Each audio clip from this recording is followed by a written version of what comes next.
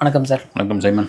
தக் லைஃப் பார்த்தீங்களா சார்? எப்படி இருந்தது படம்? தொடங்கினப்பவே ஒரு பெரிய நல்ல ஒரு பிரமாதமான ஒரு விஷயமா இருந்து படத்தை நம்ம கதையை ஃபுல்லாக ரிவீல் பண்ண முடியாது. ஒரு கேங்ஸ்டர் படம் தான் அது. இதில் ஒரு யூனிவர்சல் கேங்ஸ்டர், அதில் ஒரு ஒன்லைன் தான் இருக்கும். அதை நீங்கள் என்னதான் அதை திருப்பி போட்டு பெரட்டி போட்டாலும் இதுதான் வரும் அப்படின்ற மாதிரி இருக்கும். ஓகே, ஒரு சூழ்நிலையில் கமலஹாசன் சிம்பு ஒரு சின்ன பையனாக பார்க்குறாரு. ஒரு சூழ்நிலைக்கு அவரை எடுத்து வளர்க்க ஆரம்பிக்கிறாரு. ஒரு அண்ணனா தம்பியா அந்த உறவு தொடருது. அந்த உறவு தொடரும் பொழுது கமலஹாசன் ஃபேமிலிக்குள்ள எந்த மாதிரியான ஒரு பிரச்சனையை கொண்டு வருது, அது என்ன மாதிரியான ஒரு விஷயத்தை மாறுது, அது கமலுக்கு எதிராக எப்படி திருப்பப்படுகிறது என்பதுதான் இந்த படத்தினுடைய ஒன்லைன். சார், படம் ஸ்டார்டிங்ல இருந்து எடுத்துக்கிட்டோம்னா இன்ட்ரோல இருந்தே ஆரம்பிப்போம் சார். இன்ட்ரோ அவங்க ஏற்கனவே அந்த காயல் பட்டணத்துக்காரன் அப்படின்னு சொல்லி ஒரு கிளிம்ஸ் விட்டுருந்தாங்களே சார், அதே தான் சார் இன்ட்ரோவும் வச்சிருக்காங்க. அப்புறம் சிம்பு சாருக்கும் அந்த காரில் வர்ற ஒரு சீக்வன்ஸ் இருக்கும், அதே தான் இன்ட்ரோவாகவும் இருக்குது. நம்ம இதுதான் ஏற்கனவே பார்த்துட்டோமே, இது என்ன திரும்ப வருது, அந்த எக்ஸைட்மெண்ட்டை அப்படியே அமுக்கிற மாதிரியான ஒரு இல்லை, உண்மை சூப்பரான ஒரு விஷயம். நானும் தான் பார்த்தேன். நான் என்ன எப்பவுமே அந்த ட்ரெய்லரில் காமிக்கிறது தான் படத்தில் இருக்காதுன்னு. ட்ரெய்லர்லேயே ஒரு வளர்ப்பு மகன் தெரிஞ்சு போகுது. இப்போ இல்லை அண்ணன் தம்பின்றாங்க, ஏற்கனவே வளர்ப்பு மகன் கூட நம்ம வச்சுக்கலாம். அதே தானே இது பண்ணியிருக்காங்க. ஏன் அப்படின்னு பொதுவாக யாராக இருந்தாலும் ட்ரெய்லரில் வேறு விதமாக ஒன்று காட்டுவாங்க. நீங்கள் படத்தில் போய் பார்த்தீங்கன்னா அதற்கு முரணாக தான் இருக்கும்.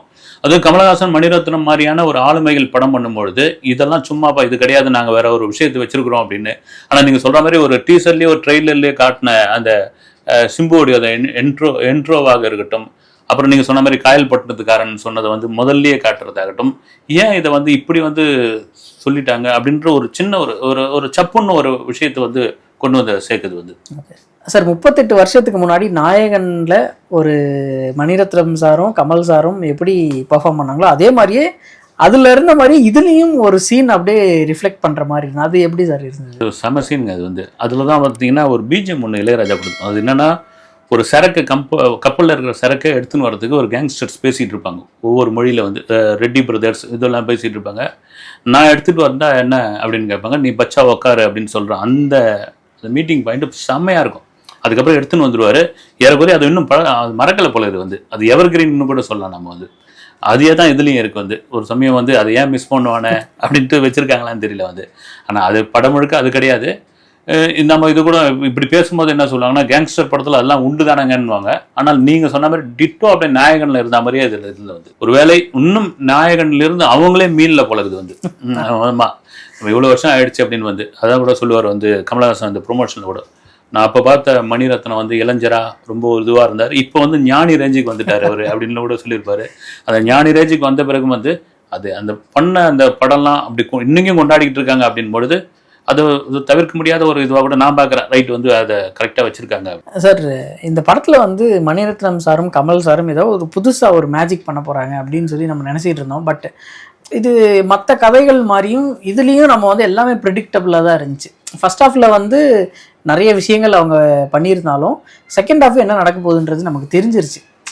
இந்த அளவுக்கு ஏன் சார் எல்லாம் ப்ரெடிக்டபுளாக விட்டாங்க? ஆமாம், எனக்கு உங்களுக்கு எப்பவுமே சொல்லுவாங்க ஓப்பன் சஸ்பென்ஸு, அப்புறம் அந்த சஸ்பென்ஸை மெயின்டைன் பண்ணி போகிற மாதிரி கடைசி வரைக்கும் 2 திரைக்கதைகள் இருக்குது.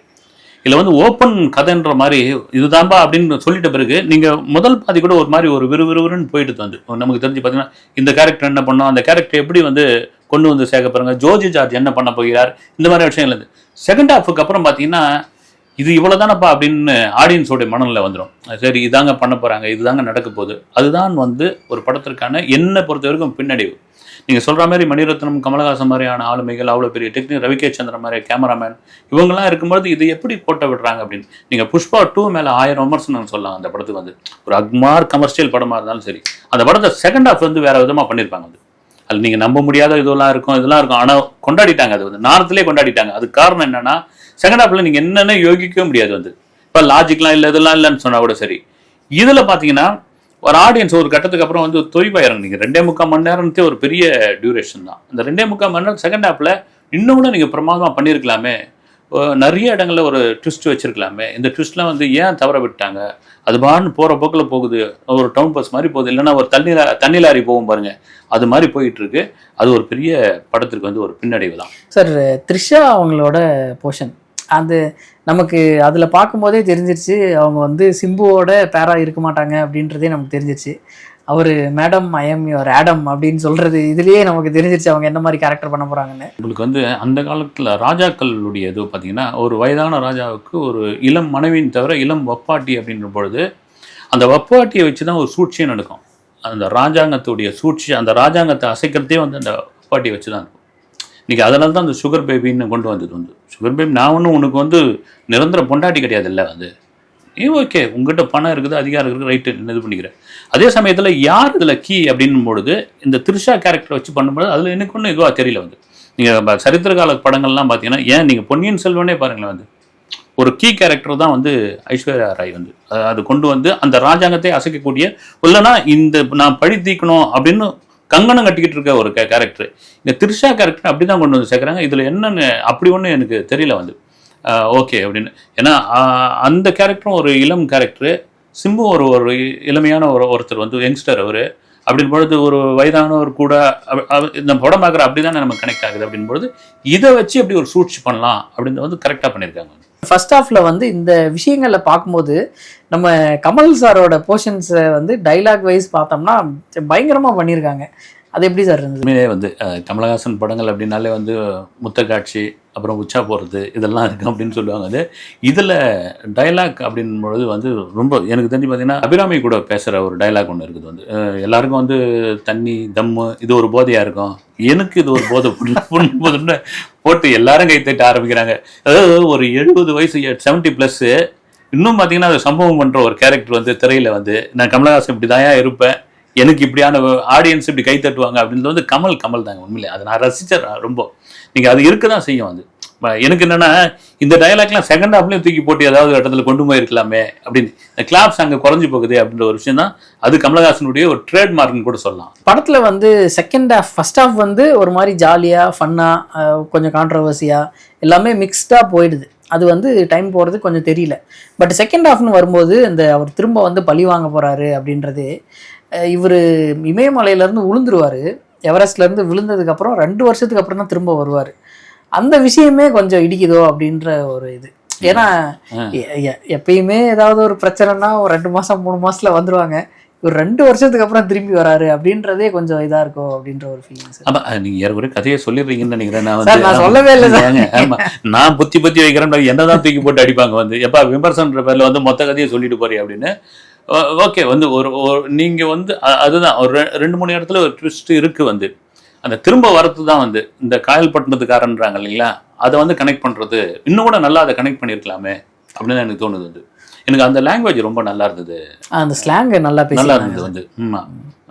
அந்த இதில் எனக்கே அதுதான் மெயினான ஒரு கதையாக இருக்குமோன்னு கூட தோணுது. அதையே கூட ஒரு மெயினான ஒரு கதையாக கொண்டு போயிருக்கலாமே ஒரு செகண்ட் ஹாஃபில் அப்படின்னு ஏற்படுறது தான். ஓகே, அவங்களுடைய திரைக்கதை இதை தாண்டி இது ஒன்றும் இதுவும் கிடையாது வந்து சரி ஒரு சில வருடங்களுக்கு பிறகு அப்படின்ற மாதிரி நீங்கள் ஒரு 2 வருஷத்துக்கு பிறகு அப்படின்னு வராருன்னு போது அது ஒன்றும் இதுவாக தெரியல வந்து. ஆனாலும் அதெல்லாம் மீறி திரைக்கதை அப்படின்ற ஒரு பலம் ஒன்று இருக்கு இல்லைங்களா, அது செகண்ட் ஹாஃபில் ரொம்ப முக்கியமான ஒரு விஷயம். நான் திரும்ப சொல்கிறதுக்கான காரணம் என்னென்னா, நம்ம தேட்டரில் பார்த்த தேட்டரில் ஆடியன்ஸ் ஒரு கட்டத்துக்கு அப்புறம் சோர்ந்து போகிறாங்க பாருங்கள், அவங்கள சோற விடக்கூடாது. அதுதான் ரொம்ப முக்கியமான ஒரு விஷயம் வந்து. சோற விடக்கூடாது. அது சோர்ந்து போகிற ஆடியன்ஸை இந்த மாதிரியான ஒரு சின்ன விஷயங்கள் இருக்கு இல்லைங்களா, நீங்கள் அது சிம்புவுக்கே அந்த இடத்துல கொடுத்துருக்கலாம். இதெல்லாம் சரியாக பண்ணியிருக்கலாமே, ஏன் இதை தவற விட்டாங்க, கமலஹாசனும் மணிரத்னமும் ஏன் விட்டுட்டாங்கன்ற ஒரு ஆதங்கம் தான் வந்து திரும்ப. அவர் வந்து பழி வாங்குறேன்னு சொல்லி வந்துட்டாரு, ஆனால் அதுக்கப்புறம் பண்ணுற விஷயங்கள் எல்லாமே நமக்கு ரொம்ப ப்ரிடிக்டபுளாக இருந்துச்சு சார். எப்படியும் அது எத்தனை பேர் அவரை வந்து கொலை பண்ணாங்களோ அத்தனை பேரை அவர் பழி வாங்க போகிறாரு, அத்தனை பேரையும் அவர் சாகடிக்க போகிறாரு அப்படின்றது நமக்கு தெரிஞ்சிருச்சு. இதுக்கு நடுவில் எதுக்கு அசோக் செல்வனை கூப்பிட்டு வந்தாங்கன்னு தெரியல. நான் கூட ஒவ்வொரு ப்ரொமோஷனுக்கும் அவரை கூட்டு போகும்போது நிறைய ஒரு பெரிய இது இருக்கும் போல இதுன்னு நினச்சா அவர் சின்னதாக வந்து அப்படி ஹலோ சார் அவாரியூன்னு சொல்லிட்டு போகிற மாதிரி இருக்குது வந்து. நீங்கள் மற்ற கேரக்டர்லாம் கூட ஒரு ஸ்பேஸ் கொடுத்துருக்காங்க வந்து. இது ஏன் அப்படின்ற மாதிரியான விஷயம் நீங்கள் சொல்கிற மாதிரி நீங்கள் ஓப்பனாக வந்துடும் வந்து ஒரு சொல்கிற மாதிரி ஒரு பழி வாங்க போகிறாங்க அப்படின்னா அந்த பழி வாங்குறதுல கூட பார்த்தீங்கன்னா இது தாம்பா இப்படி தாம்பா நடக்க போகுது. நீங்கள் அபூர்வ சகோதரில் எடுத்திங்கன்னா அதுவும் ஒரு பழி வாங்குற இது தான் வந்து. ஆனால் அது வித்தியாசமாக இருக்குது, நீங்கள் எதிர்பார்க்கவே முடியாது வந்து. நீ கோலி குண்டன் சின்னதுன்னு நினச்சியா என்ன மாதிரி அப்படின்னு ஆரம்பித்து கொண்டு மாறுது. இதில் அதை செஞ்சுருக்கலாமே அப்படின்ற ஒரு கேள்வி தான், ஆடியன்ஸாக கேட்குற கேள்வி தான் இது வந்து. ஏஆர் ரஹ்மான் சாரோட மியூசிக் எனக்கு வந்து எல்லா மியூசிக்குமே ரொம்ப பிடிச்சிருந்துச்சி. பட் அந்த பிளேஸ்மெண்ட் எல்லாமே ரொம்ப தப்பாக இருந்த மாதிரி எனக்கு சூப்பராக சொன்னீங்க. எனக்கு கூட பார்த்தீங்கன்னா ரகுமானை அடிச்சிக்கவே முடியாது உண்மையாக வந்து. அவரை நம்ம தேட்டர்லேயே கூட 2-3 இடத்துல சவுண்ட்லாம் கேட்டது பெரிய பாய் அப்படின்னு வந்து அது அன்பினால் சொல்கிறது தான் வந்து ஒரு அன்பினால் சொல்கிறது. இந்த படத்துக்கு ஒரு பெரிய ஒரு ஒரு பேக் போனே வந்து ரஹ்மானோட மியூசிக் தான். ஆனால் அது எடுத்து வந்து வைக்கிற இடம் வந்து என்ன இந்த இடத்துல வந்து சேர்த்துருக்குறீங்களே அப்படின்றது ஏன் அதை கவனிக்காமல் விட்டாங்களா? சரி இப்படி தான் இருக்கட்டும்னு எனக்கு உண்மையிலே இன்னும் சைமன் ஜீர்ணிக்க முடியாத ஒரு விஷயம் என்னென்னா விண்வெளி நாயகன் அந்த சாங்கு. ஆமாம் சார், நான்லாம் எங்கெங்கெல்லாம் எதிர்பார்த்தேன் தெரியுங்களா? சொல்ல வேணாம் நம்ம வந்து. ஆமாம் சார், அது எனக்கு தெரிஞ்சு 2-3 இடத்துல வச்சிருக்கலாம், பட் அங்கெல்லாம் வைக்காம தூக்கிட்டு போய் கடைசியில போட்டாங்க. கடைசியில் சொல்லிட்டீங்களே வந்து உண்மையிலே அது அவ்வளோ. ஏன்னா நீங்கள் உலகநாயகன் சொல்லிட்டு ஒரு படி நான் விண்வெளி நாயகன் கொண்டு வந்தாச்சு. ஆனால் அந்த இடத்த அந்த பாட்டை எங்கே வந்து வைக்கணும்னு நீங்கள் இன்னொன்று பார்த்தீங்களா, முத்தமழை காணோம் சார். நானும் தேடி தேடி பார்த்தேன். நம்ம வேற கடைசி வரைக்கும் உட்காந்துக்கிட்டு இருந்தோம், எங்கேயுமே வரலையே. ஆட்கள் வந்து இலங்கையில் போய் படம் பார்த்துருக்காங்க, அவங்க கிட்ட கேட்டாலும் அவங்களும் இல்லைன்ட்டாங்க. அமெரிக்காவில இருந்து ஒருத்தர் வந்து முத்தமழையை காணுங்க, முத்தமழையை காணாங்க, பிரமாதமான ஒரு இது. ஏன்னா வந்து இது தீ பாடினதை விட சின்மயி நல்லா பாடியிருக்காங்க. சின்மயி வந்து இன்னும் 45 வருஷத்துல பெரிய பாடகியா வந்து தீ வர போறாங்கன்னா 2 குரல் நல்லா தான் இருந்தது. அந்த பாட்டை ஏன் என்ன காரணத்துக்காக உள்ள வந்து பயன்படுத்தல? ஆக்சுவலா முத்தமழை ஒரு இடத்துல பிளேஸ்மெண்ட் பண்றதுக்கான ஒரு லீடு ஒன்று கொடுத்துருப்பாங்க, நீங்க கவனிச்சிங்களா? அது என்ன இடம்னு சொல்ல வேணாம். ஆமா, ஒரு மியூசிக் ஒன்று தொடங்க வந்து அதுதான் ஆரம்பிக்க போறாங்கன்னு பார்த்தா இல்லாம போயிடுச்சு. வந்து இவ்வளோ மெனக்கிட்டு இவ்வளோ பெரிய ஆட்கள், இவ்வளோ பெரிய டெக்னீஷியன்ஸ். எனக்கு என்ன, நான் திரும்ப வந்து இந்த படத்தை எத்தனை முறை போட்டு பார்த்துருப்பாங்க, எத்தனை முறை வந்து ரீகரெக்ஷன் பண்ணியிருப்பாங்க. இதெல்லாம் பண்ணிருக்கும்போது இது நமக்கு ஆடியன்ஸாக தோணும், அவங்களுக்கு தோணலையா? சரி இப்படி இருந்து மாட்டோம் அப்படின்னு விட்டுட்டாங்களான்னு தெரியல வந்து எனக்கு தெரிஞ்சு. சார், சிம்புவோட ஆக்டிங், அவர் வந்து எக்ஸாம்பிளாக சொல்லணும்னா காசி தேட்டரில் வந்து சிம்பு சாரோட கட் அவுட்டு தான் பெருசாக வச்சுருக்காங்களாம், கமல் சார் சின்னதாக வச்சுருக்காங்களாம். அந்த அளவுக்கு பண்ணியிருக்காங்க. தியேட்டர்லேயும் சிம்பு சார் வரும்போது தான் பயங்கர சவுண்டு, எல்லாருமே பயங்கர சவுண்டு. அவரோட ஆக்டிங் வந்து எப்படி சார் இருந்தது கமல் சார் கூட கம்பேர் பண்ணும்போது? நாம கூட பேசியிருந்தோம், இதில் சிம்பு வந்து கமலுக்கு ஈக்குவலாக பண்ணியிருக்கிறாராம்னு ஒரு தகவல்லாம் வந்து நம்ம சொல்லியிருந்தோம். அதே போல் ப்ரொமோஷன்லாம் போகிற இடங்கள்லாம் வந்து சும்மா ஒரு நாம்கே வாசன் கமலஹாசன் சொல்ல வந்து நம்பி முன்னிலைப்படுத்துறது பேசுறதெல்லாம் பார்த்தீங்கன்னா சிம்பு ஏதோ கால்ஷீட் கொடுத்துட்டாரு அவருக்காக, இல்லை சிம்பு வந்து உள்ளே வந்துட்டார் அவர் ஃபேன்ஸும் சேர்ந்து இந்த படத்தை பார்ப்பாங்கன்னு கிடையாது. அவருக்கான ஒரு ஸ்பேஸ் கொடுத்து அவர் வர்றப்பெல்லாம் பார்த்தீங்கன்னா அப்படி ஒரு கிளாப்ஸு, பேசுகிற டைலாக்கு.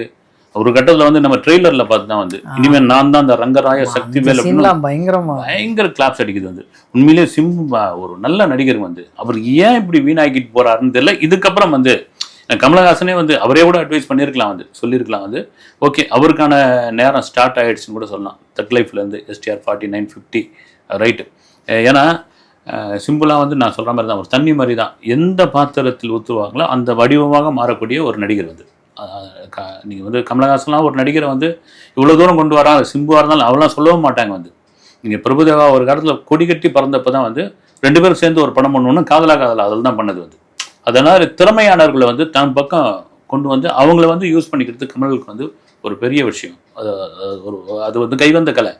அப்படி வந்து சிம்புக்கு வந்து இது என்னை பொறுத்த வரைக்கும் ஒரு கம்பேக்னு கூட சொல்லலாம். வந்து அந்த கம்பேக்காக சிம்பு இனி வர படங்கள்ல அதை யூஸ் பண்ணிக்கணும் தான் என்னுடைய ஆதங்கம். கேமரா ஒர்க்கு படத்தில் வந்து எந்த அளவுக்கு சரி இருந்தது? உண்மையில் ரவி கே சந்திரன் மருதநாயகத்துக்கு அவர் தான் கேமராமேன். அது ரொம்ப போகிற இடம்லாம் சொல்லி இது பண்ணியிருந்தார். அப்போவே பண்ண வேண்டியது நாங்கள் 2 பேரும் கொஞ்சம் எடுத்து வச்சுட்டு அதை வச்சிட்டோம் அப்படின்னு. இன்றைக்கி இந்தியில் மோஸ்ட் வாண்டட் கேமராமேன் அவர் தான். ரொம்ப பெருமையான விஷயம். மதுராந்தகத்துக்காரர் இங்கே இருக்கிற செங்கல்பட்டு பக்கத்தில் மதுராந்தகம் தான் அவங்க சொந்த ஊர். வந்து இன்றைக்கி இந்தியா முழுக்க, இந்தியா தாண்டி பாலிவுட்டில் ரவி கே சந்திரன் இருந்தால் தான் நாங்கள் நடிக்க வருவோம் அப்படின்னு ஆர்டிஸ்ட் சொல்கிற அளவுக்கு இருக்காங்க. அப்படின்போது இந்த படத்தில் அவ்வளோ அவருடைய ஒர்க்கு ரொம்ப சிறப்பாக இருந்தது. உங்களுக்கு அந்த மூடுக்கு ஏற்ற மாதிரி அந்த கலர் டோன், அந்த லைட்டிங்கு இதெல்லாம் பிரமாதமாக பண்ணியிருக்காரு. வந்து அதே போல் கேரக்டருக்கு ஏற்ற மாதிரி த்ரிஷாவுக்கு வந்து ஒரு இது கொடுத்துருப்பாரு, சிம்புக்கு வந்து ஒரு தனியான ஒரு இது இருக்கும். அந்த கேமராவோடு சேர்த்து மியூசிக்கும் வந்து ரகுமான் வந்து ஒரு BGM அப்புறம் ரீரெக்கார்டிங் இதெல்லாம் பிரமாதமாக பண்ணியிருப்பார். ரவி கே சந்திரன் அவருடைய பங்கை வந்து ரொம்ப சிறப்பாக பண்ணியிருந்தார். சார், ஜோஜு ஜார்ஜ் அவரோட அந்த ட்ரெயின் சீக்வன்ஸ் வந்து எப்படி சார் இருந்தது? நல்லா இருந்தது. அந்த இது வந்து அது ஏதோ நார்த்தில் எடுத்த ஒரு இதுதான் பார்த்தீங்கன்னா, அது இது கூட சொல்கிறாங்க வந்து ரொம்ப நல்லா இருந்தது. வந்து கமலஹாசன் ஒரு ஆர்டிஸ்ட்டை புகழ்ந்து பேசுகிறாரு, ஒரு ஆர்டிஸ்ட்டை பயன்படுத்தியிருக்காரு அப்படின்போது அவங்க திறமையானவர்கள் அப்படின்ட்டு வந்து இந்த படத்தில், ஏன்னா கமலுடைய ஒவ்வொரு படத்துலையும் அது மாதிரி ஒருத்தரை வந்து இது பண்ணும்போது அவங்க நிரூபிப்பாங்க. இந்த படத்தில் ஏன்னா நான் வந்து சுபலேகா சுதாகர் ஒரு படத்தில் குருதி புனல்ல என்னங்க இவரை கொண்டு வந்து நடிக்க வச்சிருக்காரு அப்படின்லாம் படம் ரிலீஸ் ஆகிறதுக்கு முன்னாடி எல்லாருடைய கேள்வியாக இருந்தது. உள்ளே பார்த்தா அதில் கலக்கியிருப்பார் போல சுபலேகா சுதாகர். அது மாதிரி தான் ஜோஜி ஜார்ஜ் இதில் ஏன் எடுத்துணும், ஜோஜா நல்ல நடிகை தான், ஆனால் அவருக்கான ஒரு ஸ்பேஸ் கொடுத்து அவரும் கலக்கிட்டார். குறிப்பாக அந்த ட்ரெயின் ஃபைட்டு ரொம்ப நல்லா இருந்தது. ஓவராலாக படம் எப்படி சார் இருக்கு, ஒரு தடவை பார்க்கலாமா? ஓவராலாக ஒரு தடவை பார்க்கலாம். ஃபர்ஸ்ட் ஹாஃப் வந்து ஒரு எப்படி வந்து கொண்டாடினாங்களோ செகண்ட் ஹாஃபில் இன்னும் கவனம் செலுத்திருக்கலாமே அப்படின்ற ஒரு விஷயம் தான். ஒரு கட்டத்துக்கு அப்புறம் டயர்ட் ஆயிடுறாங்கன்னு சொல்கிறீங்களா, அதனால் வந்து ஆனால் ஒட்டுமொத்தமாக படத்தை போட்டு அப்படிலாம் அடிக்கிற படம்லாம் ஒன்றும் கிடையாது. இது பார்க்கலாம். வந்து இந்த படத்துக்கான எதிர்பார்ப்புக்கு காரணம் ஒரு 3 விஷயங்கள். வந்து ஆரம்பத்தில் ஒரு கிளிம்ஸ் ஒன்று விட்டாங்க பாருங்க, நான் காயல்பட்டினத்துக்காரன்டா அப்படின்னு. அதை நான் ரொம்ப இந்த படத்தில் எப்படின்னு எதிர்பார்த்துட்டு இருந்தேன். மேபி அந்த கதை இல்லைன்னு, அது ஒரு கதையாக போயிட்டு இருந்து நம்ம கூட நம்ம சேனலில் கூட பேசுவோம், அந்த கதை இல்லைன்னு ஆரம்பத்தில் தெரிஞ்சு போச்சு. ரெண்டாவது, ஒரு 38 வருஷத்துக்கு அப்புறம் கமலஹாசன் மணிரத்னமும் சேர்ந்து இந்த படம் பண்ணியிருக்காங்கன்ற ஒரு எதிர்பார்ப்பு. இன்னைக்கு வரைக்கும் மாஸ்டர் பீஸ் வந்து நாயகன், அதில் மாற்றுக்கிறது கிடையாது. அதோடு சேர்ந்து இந்த படத்துக்குள்ளே சிலம்பரசன் வந்தது, எஸ்டிஆர் வந்தது இன்னும் பெரிய விஷயமானது. கமலஹாசன் எந்த இடத்துக்குலாம் ப்ரொமோஷன் போகிறாரோ அந்த இடத்துக்குலாம் வந்து எஸ்டிஆரை முன்னிலைப்படுத்தி என் தம்பி தான் இதில் கலக்கியிருக்காரு பாருங்க அப்படின்னு ஒரு ஃபோட்டோ செஷன் எடுக்கிறது. அந்த கூட முதல்ல அவர் எடுங்க, அதுக்கப்புறம் நான் எடுக்கிறேன்னு சொன்னது இதெல்லாம். அப்புறம் இன்னொரு விமர்சனம் கூட இருந்தது. வந்து இவ்வளோ தூரம் கமலஹாசன் சொல்கிறாரு, அவர் மீறி யாரும் வந்து படம் பண்ணிட்டா, அவர் கேரக்டரை யாராவது டாமினேட் பண்ணிட்டா, அவர் மீறி ஓவராக படத்தில் பண்ணிட்டா, அதெல்லாம் எடிட்டிங்கில் எடுத்துருவாருங்கிற மாதிரியான விஷயங்கள்லாம் பேசிட்டார். ஒரு காலத்தில் நடந்திருக்கலாம் ரைட்டு. ஆனால் இந்த எதிர்பார்ப்பு இன்னொரு பக்கம் வந்து இந்த படத்துக்கு பெரிய மைலேஜாக பெரிய ப்ரொமோஷனாக மாறுந்தது சமீபத்தில் கர்நாடகா விஷயம். வந்து கன்னடத்தில் மன்னிப்பு கேளுங்க அப்படின்ற ஒரு விஷயம், அதுவும் ஒரு ப்ரொமோஷனாக படத்துக்கு மாறிச்சு. வந்து அது திட்டமிட்டுலாம் பண்ண மாதிரி தெரியல. இன்னைக்கு கூட பார்த்தீங்கன்னா பெங்களூரில் படம் பார்க்க முடியாத கமல் ரசிகர்லாம் ஒசூரில் வந்து குவிஞ்சிருக்காங்க. ஒசூர், கிருஷ்ணகிரிலாம் வந்து படம் பார்த்துருக்காங்க.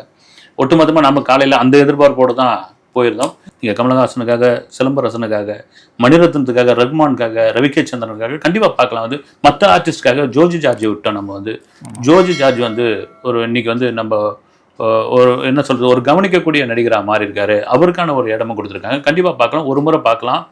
மற்றபடி வந்து ஒரு ஆஹா ஓஹோன்னு கொண்டாடக்கூடிய படமாக எனக்கு ஒன்றும் தெரியல. அடுத்த வீடியோவில் சந்திப்போம் சார். நன்றி சார். வணக்கம்.